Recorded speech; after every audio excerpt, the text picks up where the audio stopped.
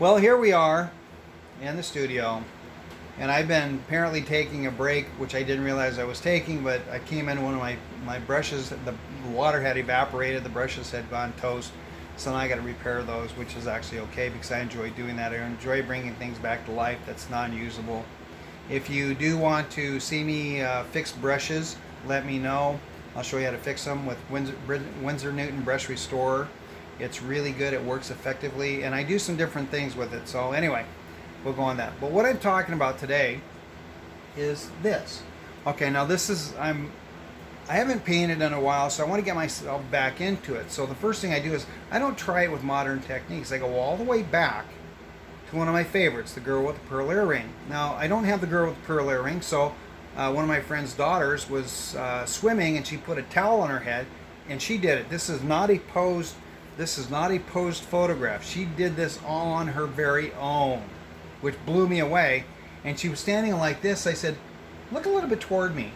And so she did. I said, "Don't move." And I grabbed my phone and I took the picture, and this is what we got. A great photograph. So, I'm sitting there looking at this, going, "How I'm working on it." I've had it on my easel for a while. Now all of a sudden, it's like, okay, well, I want to get started on this because I need to get back to really feeling enthused about working again, because right now we're still in a lockdown. A lot of the shows are down. I'm working at a regular job, so that's kind of assisting why things are getting back up and running. And I'll probably, even when things get up running, I'll limit my shows, keep my job because of insurance and everything else, but I will hit some shows that I can.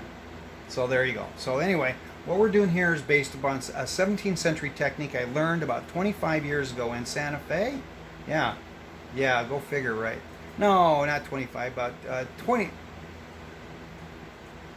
15 years ago.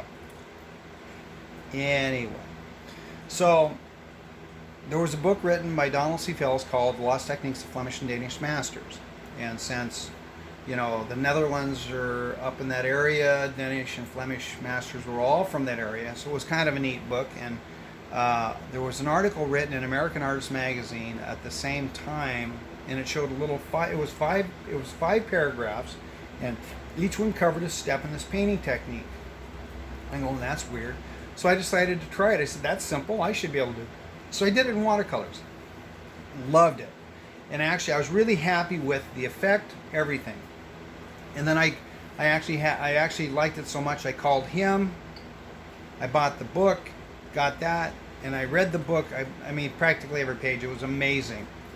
And there was another artist that in Santa Fe at that time that had bought the book before I did, and he was actually studied fresco painting in some of the Spanish churches in Spain.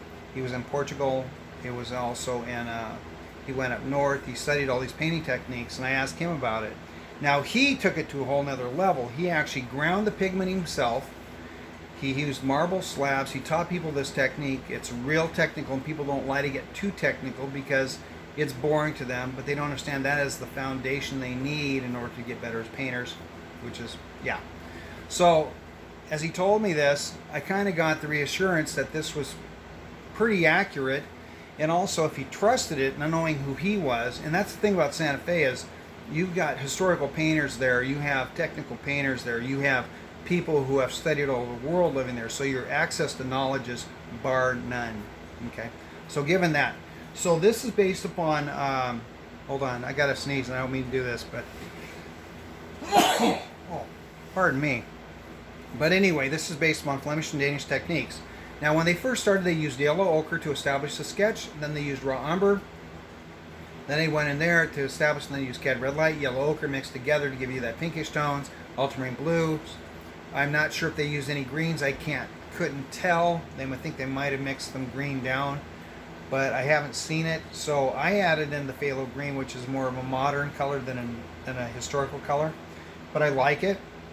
So they would use these, and they would build it upon very thin layers of paint, and they would do these portraits in hours and days, but not months and years. Okay, that's how this worked.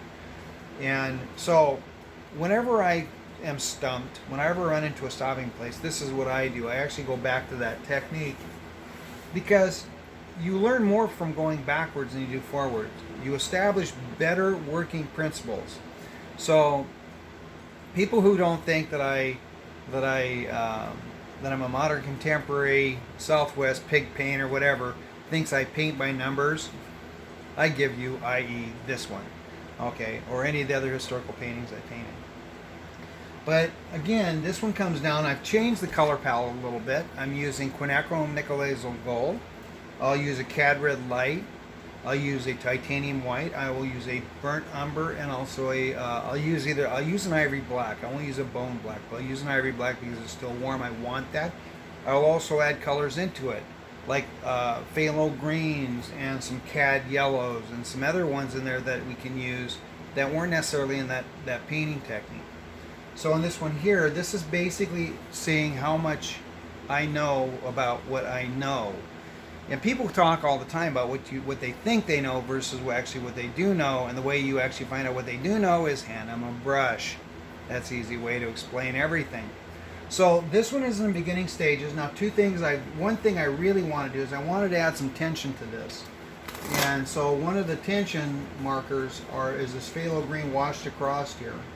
And I didn't put it anywhere else right at this point, but I washed it across there.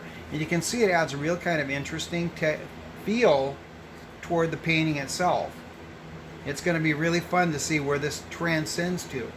And then also another thing I do is I work cools and warms competing against each other. And what that means is if I work a warm, I'm going to use a cool next. If I use a cool, I'm going to work a warm next. I'm never going to say I'm going to put all my warms in, then all my cools. I need to have it compete a little bit so I can build up some volume and mass based upon that. And everything is very translucent right to the point where I can't be, and then I have to start trusting my abilities and thickening up the paint a little bit. And by thickening up the paint means I go straight out of the tube. Now I'm also going to be using a Nova color, which is Cabazola violet, which is actually dioxane violet if you want the other name that Golden uses. You can use Golden or you can use Nova color. Just look up Nova color. Let me see here. I got it right here. Once you use this, you will never go back to Golden. Sorry, Golden. I like you. I love you.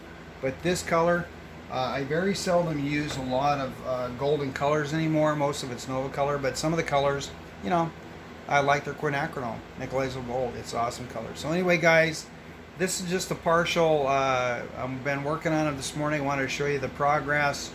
It's probably be kind of slow because it's been a while. I have to stop and think about what I'm doing, which I hate to think, but I do that an awful lot.